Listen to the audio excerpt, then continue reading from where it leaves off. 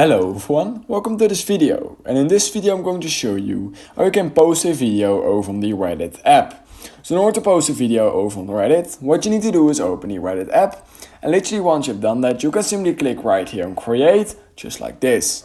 Once you've done that, you can right here, click here at basically just above your keyboard, you will have this video icon where you can click on, and then what you need to do is click on enable access, allow full access just like this, and then you can literally post any video you want over to Reddit. So I'm going to choose this video of my plant right here, and I'm going to click on next.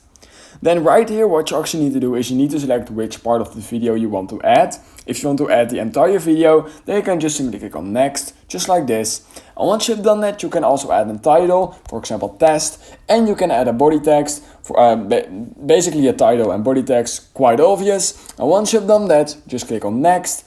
You may want to post it to a community, of course, so I'm just going to type post it in r/funny, just like this. And now what you're needing to do is click on post right here.